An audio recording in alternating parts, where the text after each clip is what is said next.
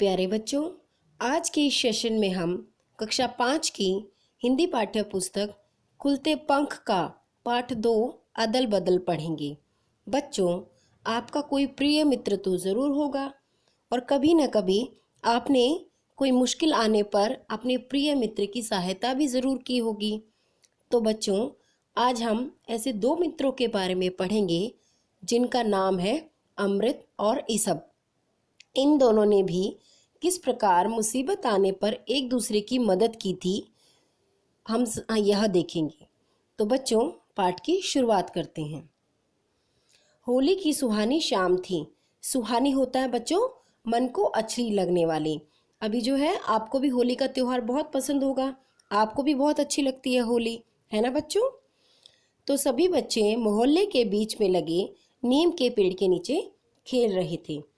अमृत और ईसब भी वहीं जा पहुँचे। दोनों नई कमीज और निक्कर पहने थे, एक ही रंग, एक ही नाप के और सिले गए भी एक ही दिन। दोनों एक ही स्कूल में एक ही कक्षा में पढ़ते थे। दोनों के घर भी आमने सामने थे। दोनों के माता पिता का काम धंधा भी एक ही था, खेती।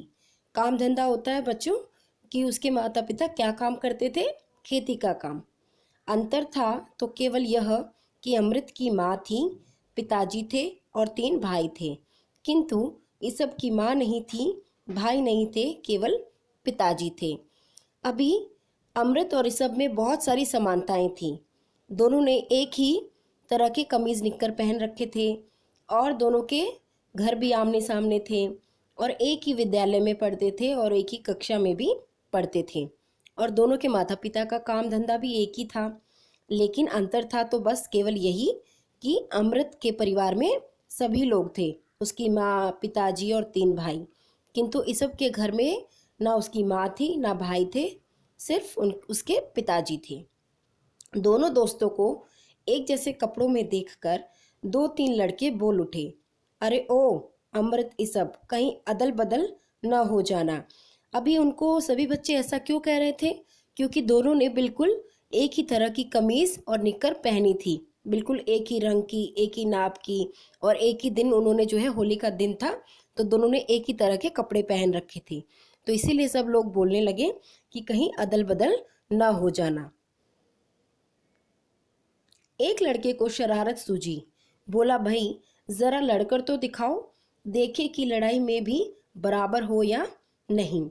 वहां खड़े दूसरे लड़के भी कहने लगे, हाँ हाँ ठीक तो है, देखें तो सही कौन जीतता है। अभी जो है जब वो सब नीम के पेड़ के नीचे आए तो सभी में बहस शुरू हो गई कि लड़कर दिखाओ कि तुम लड़ाई करने में भी एक जैसे हो या नहीं। ईसब ने अमृत की ओर देखा। अमृत बोला, ना भाई ना, मेरी माँ तो मुझे मार ही डालेगी। अभी क्यों मार डालेगी? क्योंकि बच्चों अमृत की माँ ने जो है उसके लिए नए कपड़े बनवाए थे। अमृत का डर ठीक था क्योंकि चलते समय माँ ने चेतावनी दी थी। चेतावनी होता है बच्चों सावधान रहने की सूचना। क्यों दी थी उसकी माँ ने चेतावनी? क्योंकि उसने नए कपड़े पहने थे। देखो, जिद करके नए कपड़े बनवाए हैं, कहीं फाड़े या गंदे किए तो देख लेना। अभी उसकी माँ ने चेतावनी दी कि तुमने आज ही नए कपड़े पहने हैं, अगर ये गंदे किए या फाड़े तो तुम्हारी खैर नहीं। बात सही थी। यह सुनकर कि ईसब ने नई कमीज और निक्कर सिलने के लिए दी है, अमृत ने भी माँ से ईसब जैसे कपड़े सिलवाने के लिए कहा था। माँ ने लाख समझाया कि ईसब के कपड़े तो फट गए हैं और उसके अभी बिल्कुल ठीक थे, पर अमृत नहीं माना। वह अपनी जिद पर अड़ा रहा। स्कूल नहीं गया, खाना नहीं खाया, रात को घर पर सोया तक नहीं। आखिरकार माँ ने अमृत के पिताजी को समझा बुझाकर उसके लिए भी नए कपड़े सिलवा दिए थे। अब भला अमृत ऐसा काम कैसे कर सकता था जिससे कपड़ों को कोई नुकसान हो, और वैसे भी लड़ाई, और वह भी ईसब के साथ? नहीं, बिल्कुल नहीं। अभी उसने जो है जिद करके नए कपड़े सिलवाए थे और अगर अभी वह ईसब के साथ लड़ाई करता तो कपड़े फटने का डर था, इसीलिए जो है लड़ाई करने के खिलाफ था। पर इतने में अचानक एक लड़का अमृत के गले में हाथ डालकर उसे खींच ले गया और बोला, चल हम दोनों लड़ते हैं। अमृत लड़ना नहीं चाहता था। वह छूटने की कोशिश करने लगा। देख कालिया, मैं मना कर रहा हूँ, छोड़ दे मुझे, देख छोड़ दे। इतने में कालिया ने अमृत को जमीन पर पटक दिया। अभी जो है कालिया नाम के लड़के ने जो है अमृत को पकड़ा और जो है उसे जमीन पर पटक दिया। लड़के शोर मचाने लगे, अमृत हार गया, अमृत हार गया। इसब से देखा न गया। अभी इसब जो है अमृत का बहुत ही सच्चा मित्र था। अभी जो है कालिया ने जब उसको जमीन पर पटक दिया तो इसब को गुस्सा आया। वह गुस्से में कालिया को ललकारते हुए बीच में कूद पड़ा। आ मेरे सामने आ, तुझे अभी मजा चखाता हूँ। पहले तो कालिया झिझका, झिझका यानी उसे संकोच हुआ, पर फिर शुरू हो गई कुश्ती। कुछ ही देर में जमीन पर पड़ा कालिया जोर जोर से रो रहा था। दूसरे लड़कों ने जब देखा कि हंसी हंसी का खेल उलट ही हो गया है तो वे सारे भाग निकले। अमृत भी इस सब को लेकर भाग निकला। अभी पहले तो सारे बच्चे मजाक कर रहे थे, लेकिन बाद में सभी बहुत ज़्यादा, वह लड़ाई जो है बहुत संजीदा हो गई, जिसके कारण जो है सभी बच्चे डर गए और डर के कारण जो है भाग खड़े हुए। कुछ दूर आगे चलकर अमृत का ध्यान इसब की फटी कमीज की तरफ गया। अभी जो है जब इसब की और कालिया की लड़ाई हुई तो उस समय पर जो है इसब की कमीज फट गई। जेब के साथ 1.5 बालिशत लंबा टुकड़ा लटक रहा था। बालिशत होता है बच्चों 1.5 इंच का लंबा टुकड़ा जो है उसकी का फट गया था। दोनों ठिठक गए यानी दोनों ही डर गए एकदम से। आधी जीभ बाहर को निकल पड़ी। दोनों की भयभीत आंखें उस टुकड़े पर जा चिपकी। अब इसलिए दोनों बच्चे डर गए क्योंकि उसकी जो है इस सब की कमीज की जेब फट गई थी, और अगर वे ऐसे ही घर जाते तो उन्हें अपने माता पिता से मार पड़ती थी। तभी इसब के अब्बा ने आवाज लगाई। अब्बा यानी उसके पिताजी ने, अरे ओ इसबा, कहाँ गया रे? सुनते ही दिल की धड़कन तेज हो गई। अभी उसकी दिल की धड़कन तेज क्यों हो गई? क्योंकि इसब की जेब फट गई थी, और अगर वो ऐसे ही घर जाता तो उसके पिताजी उसकी चमड़ी उधेड़ देते। दोनों को निश्चित रूप से मालूम था कि फटी हुई कमीज देखकर इसब के अब्बा इसब की चमड़ी उधेड़ देंगे। चमड़ी उधेड़ना होता है बच्चों बहुत मारना। कितना कहने सुनने पर तो दुकानदार ने कपड़ा उधार दिया था। जो उसकी चमड़ी क्यों उधेड़ देते इस सब के पिताजी? क्योंकि जो है उन्होंने उधार लेकर कपड़ा सिलवाया था। फिर से आवाज सुनाई दी, अरे ये सब कहाँ गया? यह कौन रो रहा है? दोनों को लगा कि सब के अब्बा उधर ही आ रहे हैं। अमृत के दिमाग में बिजली सी कौंधी। बिजली सी कौंधना होता है बच्चों, उसके दिमाग में एक विचार आया। अचानक से विचार आया, उसने एक तरकीब सोची। वह इस सब को एक तरफ ले गया और अपनी कमीज उतारते हुए कहने लगा, चल जल्दी निकाल और ले, मेरी पहन ले। इस सब भौचक्का रह गया। भौचक्का होता है बच्चों हैरान रह गया, आश्चर्यचकित रह गया। बोला, और तुम? मैं तेरी पहन लूंगा, अदल बदल कर लेते हैं, जल्दी कर, कोई देख लेगा, अमृत ने कहा। इस सब उलझन में पड़ गया। उसने कहा, लेकिन तेरे पिताजी तो तुझे मारे बिना नहीं छोड़ेंगे। अमृत इसब की कमीज उतारते हुए बोला, लेकिन मेरी तो माँ है ना। अभी जो है अमृत इसब की मदद करना चाहता था। क्यों? क्योंकि अगर वो फटी कमीज पहनकर घर जाता तो उसके पिताजी उसकी बहुत पिटाई करते। इसीलिए अमृत ने बोला कि तुम मेरी कमीज पहन लो, क्योंकि अगर मुझे डांट पड़ी तो मुझे तो बचाने के लिए मेरी माँ है, मैं अपनी माँ के पीछे छुप जाऊंगा। इस सब ने कई बार अमृत को अपने पिताजी की मार से बचने के लिए माँ के पीछे छिपते देखा था।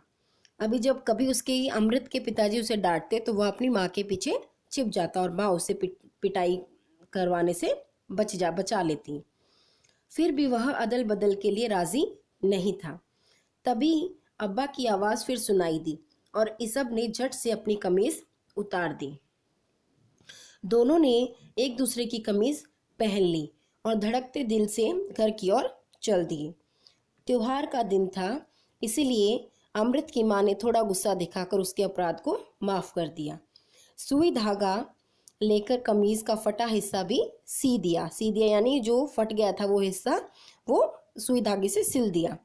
दोनों बच्चों का डर और संकोच दूर हो गया।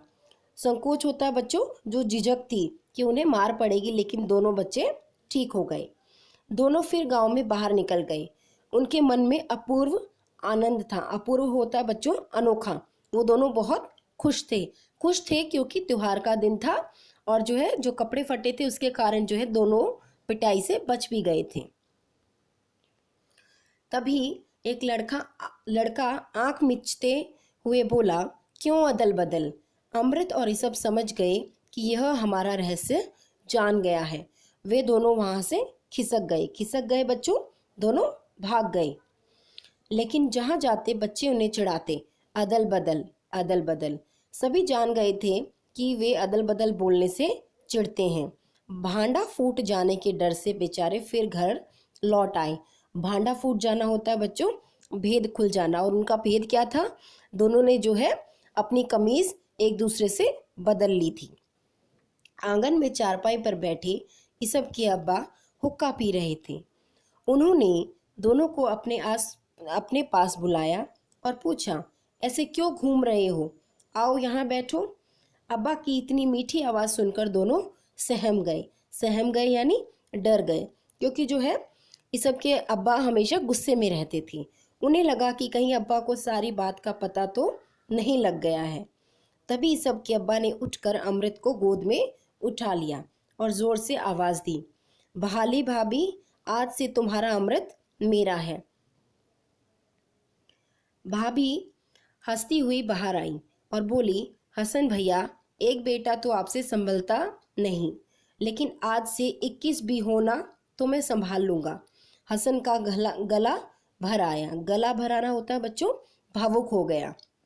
जो है हसन बहुत ही भावुक हो गया। बहाली को आश्चर्य हुआ। गला साफ करके हसन ने कमीज बदलने वाली सारी बात कह सुनाई और बोले, जानती हो भाभी, इस सब के यह कहने पर कि तेरे पिताजी मारेंगे, तुम्हारा अमृत क्या बोला? बोला कि मेरी तो माँ है ना। अभी जो है उसने अमृत ने जी किस प्रकार से जो है इस सब की मदद की थी, वह उसकी माँ को इस सब के पिताजी बता रहे थे कि तुझे तो तेरे पिताजी से मार पड़ेगी, लेकिन मेरी तो मुझे माँ जो है बचा लेगी। फिर से हसन की आंखें भर आई। आंखें भर आना, आंखों में आंसू आ जाना, क्योंकि इस सब के अब्बा जो है भावुक हो गए थे, इसीलिए उनकी आंखों में आंसू आ गए। उसने कहा, सच कहता हूँ भाभी, इसकी इतनी सी बात ने मेरा मन साफ कर डाला, मेरा दिमाग ठिकाने ला दिया। ठिकाने लाना होता है बच्चों अपनी बात को जो है अपनी गलत बात का बोध होना, क्योंकि जो है इस सब के अब्बा हमेशा गुस्सा करते रहते थे और इस सब को हमेशा डांटते रहते थे, तो जिसके कारण जो है दिमाग ठिकाने लगना अर्थात जो है इस सब के अब्बा की बात जो है गलत साबित हुई। और हसन को किस्सा सुनाते देखकर मोहल्ले की दूसरी महिलाएं भी वहां आ गई थी। बच्चों का परस्पर प्रेम देखकर वे भी दंग रह गई। परस्पर होता है बच्चों आपस में प्यार प्रेम, दंग रहना यानी हैरान चकित रह जाना। इतने में होली जलाकर लौटते हुए बच्चों ने अमृत ऋषभ को देखा और छेड़ना शुरू कर दिया। अमृत ऋषभ अदल बदल, लेकिन अब तो डरने की कोई बात ही नहीं थी। अमृत ऋषभ सुनकर उल्टे और खुश हुए। क्यों खुश हुए थे? क्योंकि अभी तो जो है ऋषभ और अमृत के घर वालों को ये सारी बात पता चल चुकी थी और अब उन्हें किसी बात का डर नहीं था। अदल बदल की बात सारे गांव में फैल गई। पूरा गांव बच्चों के अमृत ऋषभ अदल बदल के शोर से गूंज उठा। तो बच्चों आपने देखा किस प्रकार अमृत ने ऋषभ की मदद की और जो है उसे अपने पिता के हाथों से पिटाई खाने से बचा लिया। तो हमें भी कठिन से कठिन परिस्थिति में अपने मित्रों की मदद करनी चाहिए।